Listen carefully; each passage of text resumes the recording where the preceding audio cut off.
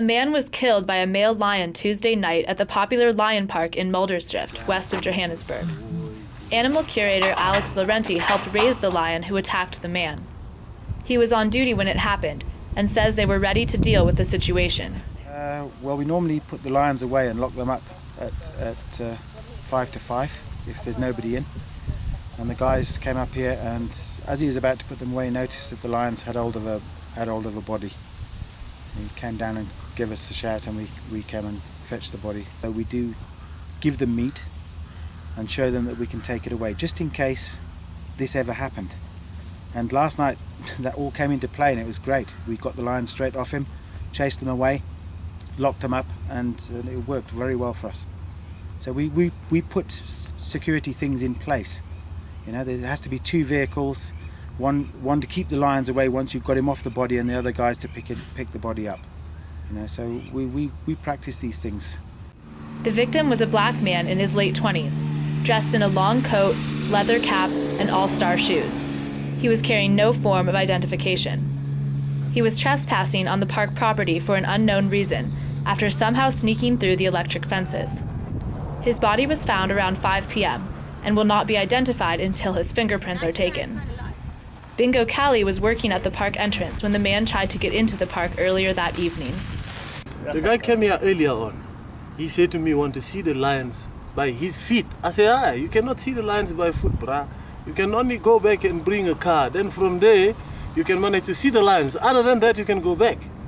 So he says to me, no, you don't understand my culture. I'm the son of the king.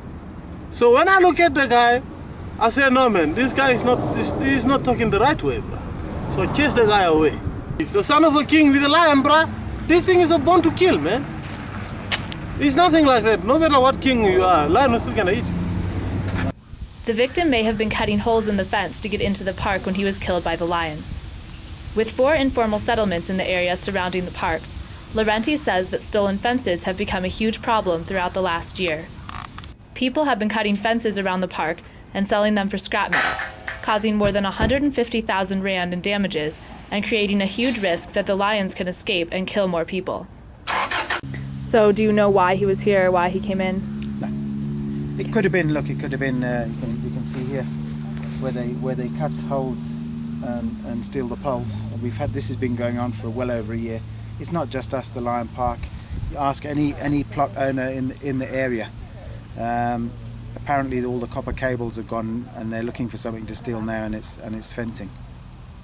In his 9 years working at the Lion Park, Laurenti says he's never seen anything as shocking as Tuesday's attack. He says that lions do not normally have a taste for human flesh, but if the victim tried to run away, the lions would instinctively chase and kill him. And I don't care if your name's Arnold Schwarzenegger and you've got muscles like that. A lion, whether he's born in captivity or in the wild, can cover 100 meters in 6 seconds. The fastest Olympic gold medalist is 9 seconds something. You know, so you're never going to run away from him. And that's the other thing. Maybe he got halfway through the paddock and then noticed the lions, but the minute you run, if he'd have walked out nice and calm and cool, the minute you run, you've had it. Then you're finished. So he had a big piece not a piece missing, but the scalp was missing in his scalp. His skull was clearly visible with a hole in it. So, you know, if the lions actually got hold of him, it would have been a very quick death, because they'd obviously got him by the head first. And just basically holes all over. You know, they were just playing with the body. Laurenti says that there's an upside to the attack. More people will come to the Lion Park this weekend because they will be drawn in by the gruesome incident. Despite pressure from conservationists, he says the lions should not be punished. We're going to try our hardest not to let anybody do anything to them. We don't want anybody to do anything to them. It's not their fault. You know, the guy was in. If the lion was on this side of the fence, then that's a different story. That's a different story. He walked into their environment. They were in their own home.